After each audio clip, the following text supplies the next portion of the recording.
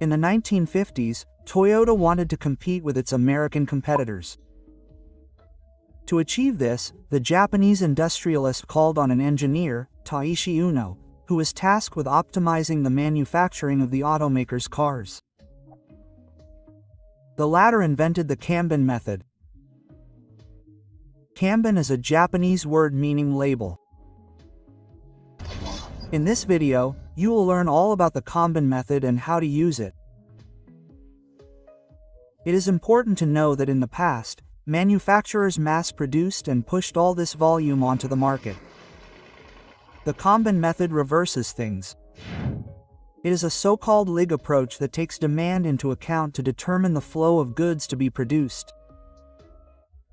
Production is carried out on a just-in-time basis, precisely according to demand. Well suited to production management, the Kanban method is now used to manage all sorts of projects and is also particularly suitable for marketing projects. Why? Because it is based on a simple approach that visually represents a workflow in the form of a table called a Kanban table. This approach makes it easy to manage priorities and to know the progress of each task, which can be easily prioritized. The Kanban method is also classified as an agile method, just like the Scrum method. Here's how the Kanban method works. The method begins with a short 15-minute meeting between participants, which takes place every day, preferably in the morning. These combo meetings are often held standing up. Participants answer 3 questions. What did they do yesterday? What are they going to do today? And what obstacles are they likely to encounter? Participants can use a combo board. The combo board is very visual and easy to understand. In its simplest form, it has 3 columns: to do, in progress, and completed. Labels, also known as task cards, are placed on each column. Each task card represents a task to be completed. If cards are not available, you can also use posters or sticky notes. These are placed either in the task, in progress, or completed columns. The team will thus be able to see the progress of a project at a glance simply by noting the number of Kanban cards in each column. As the project progresses, the cards are moved from the task column to the in-progress column and finally end up in the completed column.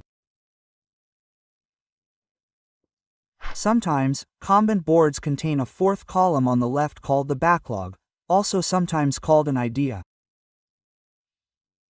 These are tasks that are not yet being worked on. Let's take an example of a simple project. Let's say we are preparing a dinner. In the task column, for example, we will have dessert and coffee. In the short column, we will have the meal and setting the table. In the completed column, we will have the aperitif, appetizers, wine and drinks. We can already see at a glance what remains to be done, what is in progress and what has already been done. In the backlog or ID column, we could imagine another meal, such as lunch, for example. As you can see, this gives you an overview that is easy to update and where you can immediately see the status of a project. Note that in some Kanban tables, you can add a test column before the completed column. This is particularly true for technical development projects that require testing an action or task before considering it completed. The Kanban method is Scrum. The difference is that Scrum is based on regular development cycles, generally 2-week sprints. The Kanban method evolves a project every day with a continuous improvement approach. The 2 methods, Scrum and Kanban, can very well be used in parallel because they complement each other perfectly. One more thing. Do you want proven productivity methods to get more done in less time? To do so, Go to strateacutejamarketingpro.com. Select the Productivity Workshop for Entrepreneurs. With the YouTube promo code, you could get it for half price. Go quickly to strateacutejamarketingpro.com to see if this offer is still available when you watch this video.